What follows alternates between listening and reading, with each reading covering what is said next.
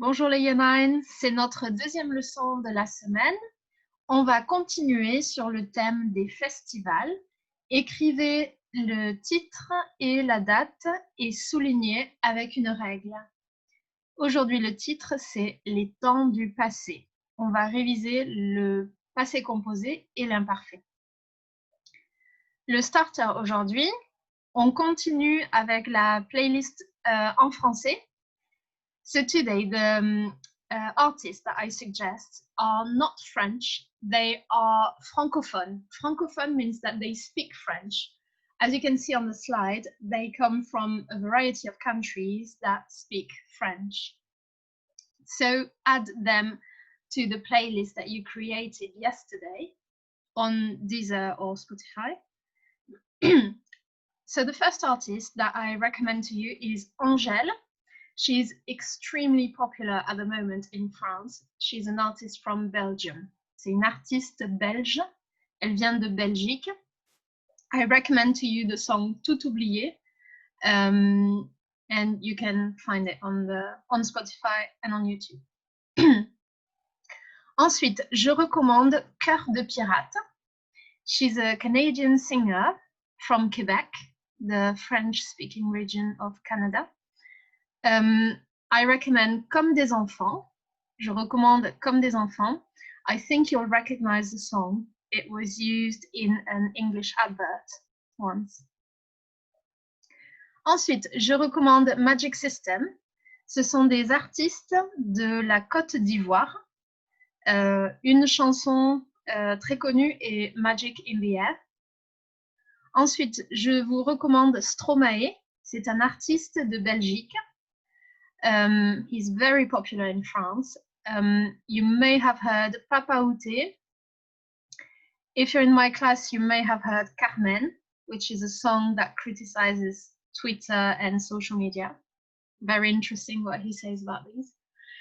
Et une autre chanson que peut-être vous connaissez, another song that you may know is Alors on danse. I think it was on the radio in England a couple of years ago. Enfin, Mika. You may know this artist already because he is an English speaker as well. He's from Lebanon, and in Lebanon there's a big community that speaks French. So Mika speaks French. He used to be a judge on The Voice in France, and he sings in English and in French. There's a song by him in French called Elle me dit that I recommend to you. Et enfin, there is Jane. She is French with Madagascan origins, and she lived in many French-speaking countries in Africa.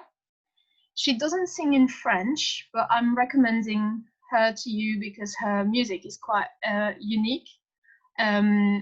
There's a lot of electro in there, but with African influences. So I hope you like it. You can listen to Come, All Right, Makiba, or Dynabit. And I hope you enjoy these songs. In the next lesson, I'll recommend other French songs. I hope you like them. So just update your playlist, add these songs, and have a listen maybe at the weekend. Let me know which ones you prefer. Okay.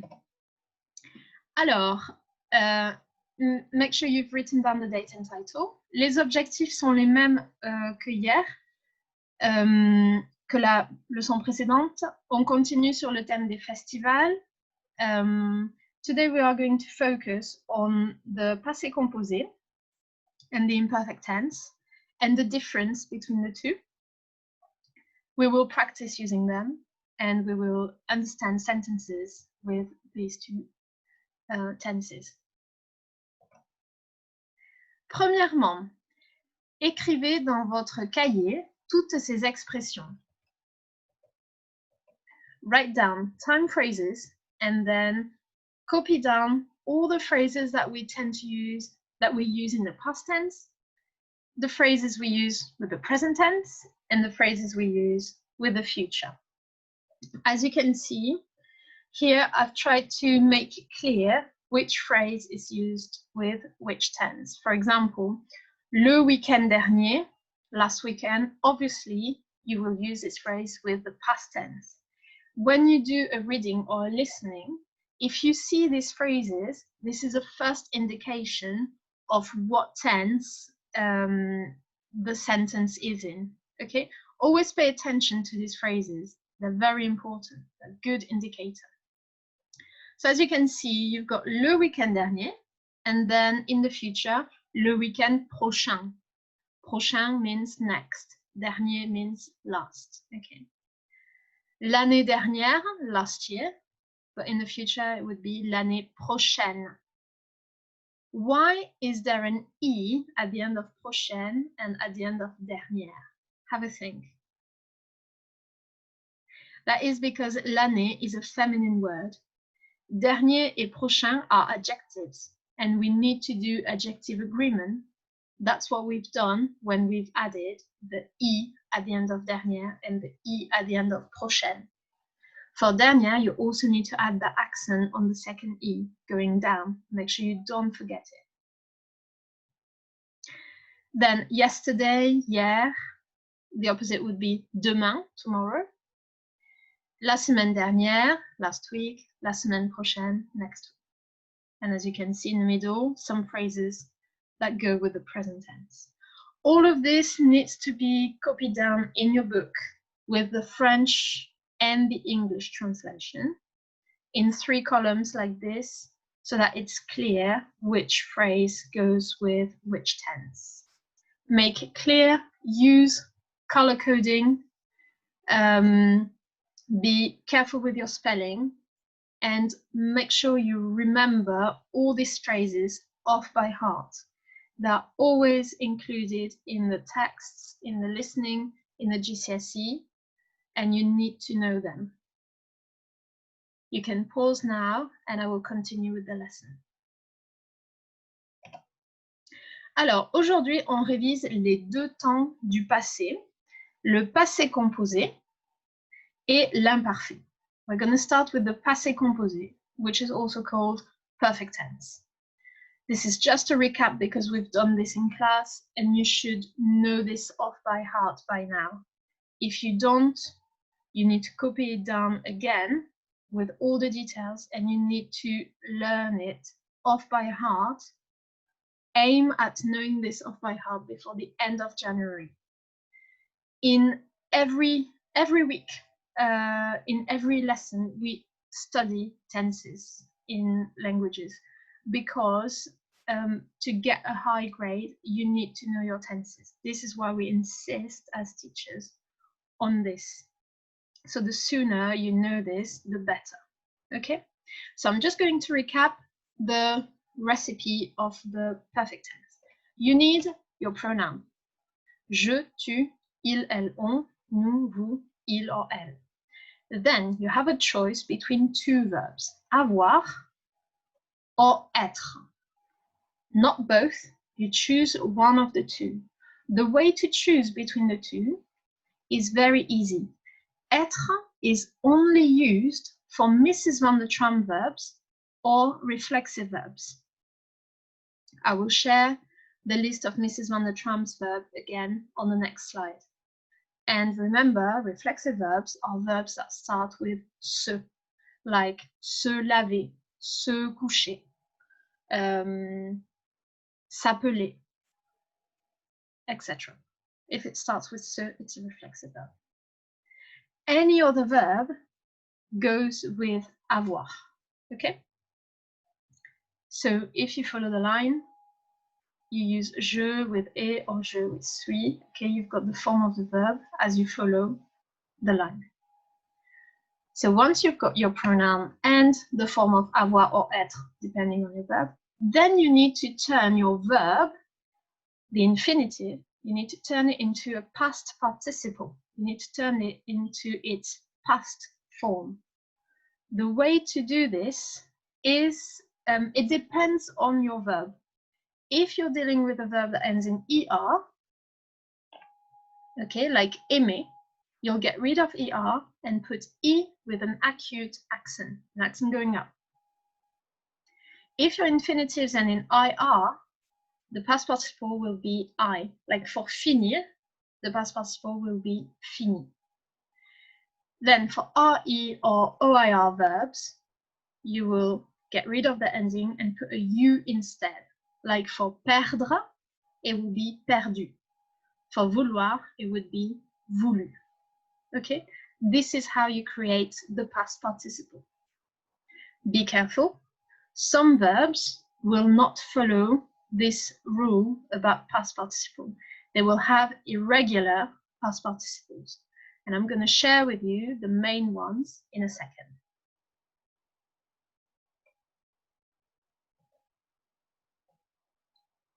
Here they are. These are the most common irregular and common past participles.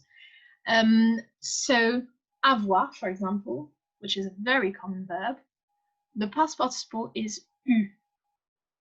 Être, the past participle is été.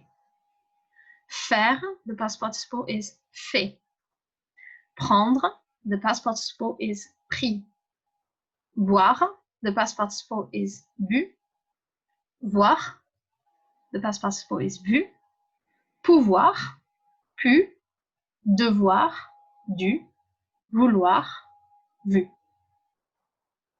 Just a reminder, avoir means to have, être means to be, faire means to do, prendre means to take, boire means to drink, voir means to see, pouvoir means can, devoir to have to, and vouloir to want. Okay? Copy the recipe if you did not remember it perfectly. Now, I'm moving on to the Mrs. Van der Tram verbs, verbs that go with être. Again, if you don't have them in your book, you need to copy the list down. Devenir, revenir, monter, etc. All of them will go with être in the passé composé. Okay? Their past participle, sometimes they are regular. For example, if you look at monter, the past participle is monter with E accent going up. That is regular. We got rid of ER and put the E accent going up. Okay? But some of them have an irregular past participle. For example, venir, the past participle is venu. Okay? It doesn't follow the rule of past participles. So you need to learn it off by heart. What you need to remember about verbs that go with être in the passé composé is that you will need to add an E at the end of the past participle if you're talking about girls. If it's feminine, you add the E. If it's plural, you add an S. This is only done to Mrs. Van der Tram verbs and reflexive verbs. Okay, on continue. Now we are revising the imperfect tense. The imperfect tense is created that way. You need your pronoun. Then, to get the stem of your verb, the main part of your verb, you need to know your verb in the present tense because you need the nous form of the verb in the present without the ONS. That will give you your stem. For example, with the verb aimer, if you conjugate in the present tense, j'aime, tu aimes, il aime, nous aimons, vous aimez, ils aiment, you take the nous form, nous aimons, and you get rid of the ONS. So then you're left with aime, and that is the stem that you're going to use when you conjugate the whole verb in the imperfect tense. For finir, if you conjugate in the present tense, if you take the nous form and get rid of ONS, you have finis. That is your stem for the whole verb in the imperfect tense.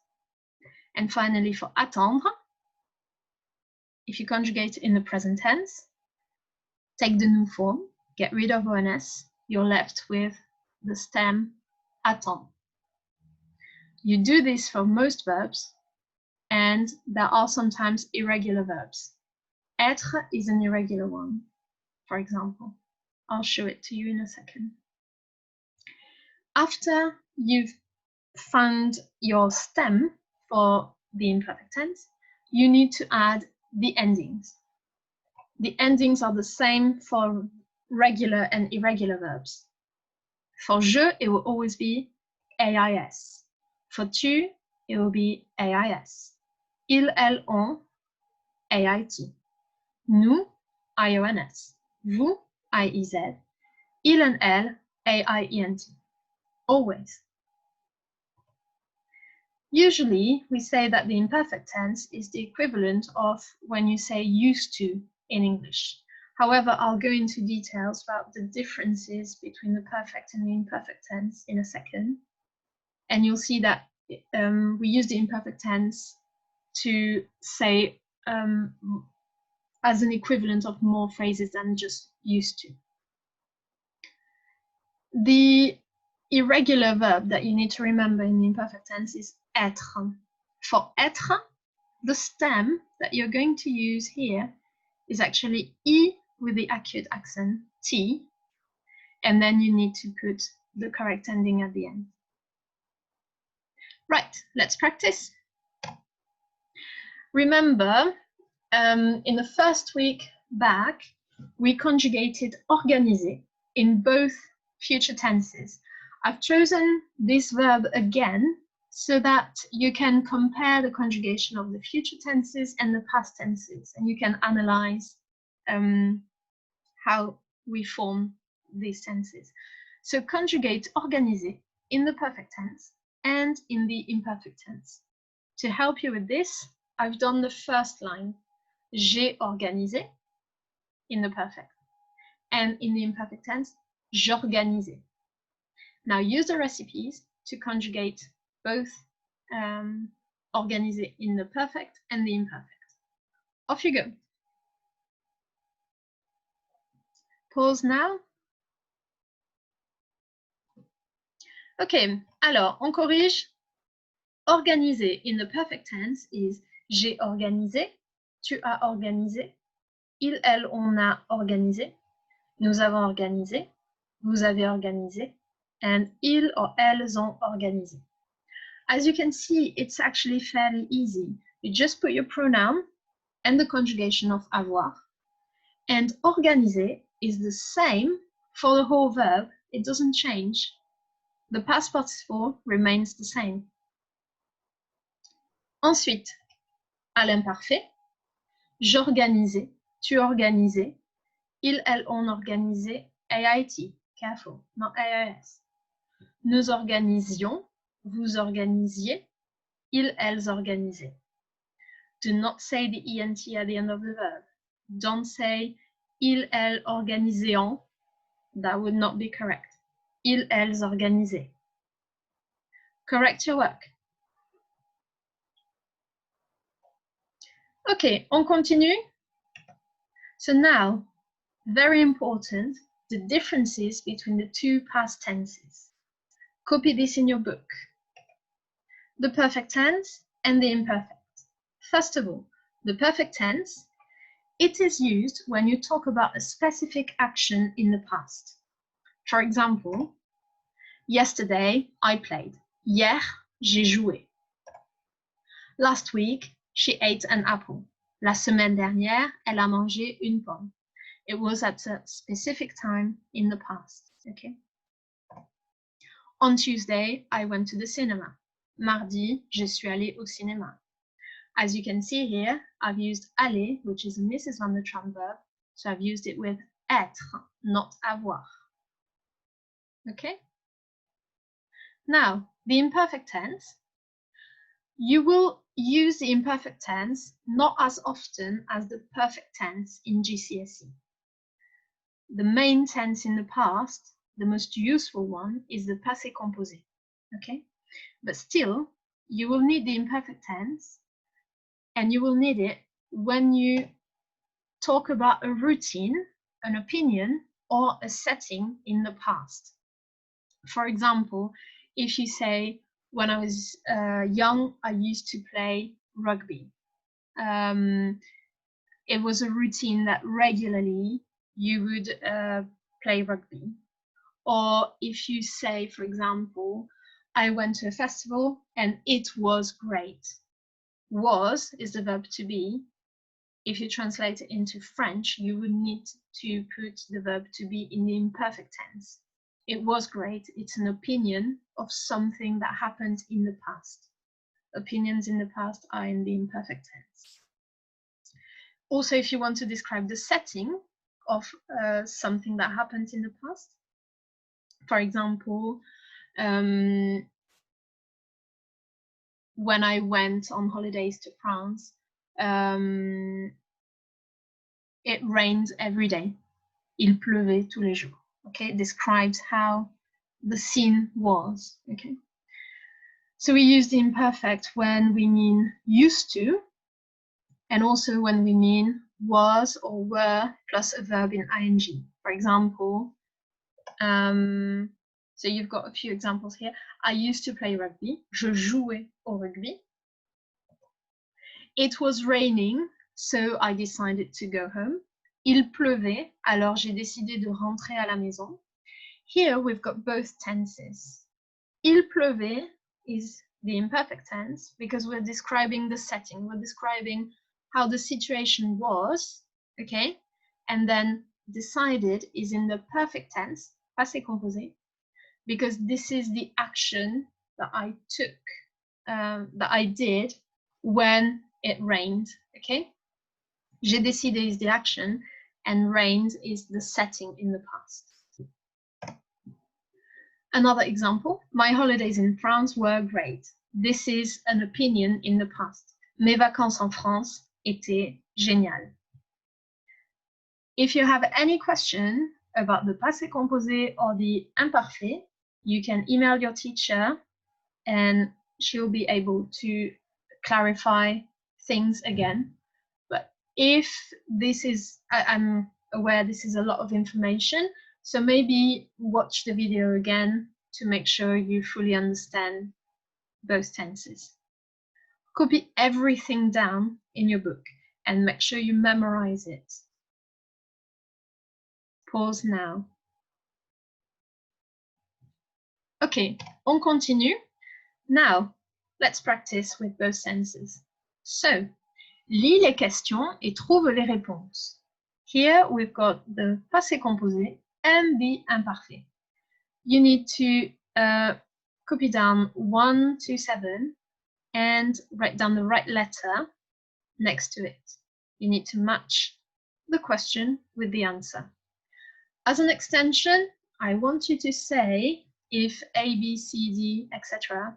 are in the perfect tense or the imperfect tense, or if we've used any other tense than the past tenses. Off you go. Pause now. Ok, on continue. Alors, voici les réponses. Où es-tu allé? Goes with je suis allé à la fête de la musique en ville. Avec qui? The answer is je suis allé avec ma sœur. Pardon, j'y suis allé avec ma sœur. I went there. Yeah. Then 3. C'était quand? C'était le week-end dernier. Then, tu y es resté combien de temps? On y est resté tout le week-end parce que le dimanche soir, il y avait un grand feu d'artifice. Ensuite, qu'est-ce que tu as fait? On a dansé, chanté et mangé des sandwichs. C'était comment? 6. B. C'était absolument fantastique. And 7. Tu vas y retourner? Oui, je vais y retourner l'année prochaine avec mes copains. Correct all your work. As you can see, the phrases that were in the perfect tense are A, C, F, and the first verb of G. the phrases in the imperfect tense were be, I, and the second verb in G. The phrase die was actually in the near future. You can see after the pronoun, you've got the verb aller, conjugated, followed by an infinitive. I am going to go there. The I means there. OK? On continue. On a réussi à atteindre tous les objectifs de la leçon. Bravo. Maintenant, le plenary. Close your book. Sans regarder dans le cahier, répondez aux questions suivantes dans votre tête. No need to write anything down. This is just, you need to think of the answers just in your brain. Have a think, just from memory. How do you form the perfect tense? How do you form the imperfect tense? And when do you use each of these tenses? Have a think, take the time. It's very important that you try to find the answers without looking in your book.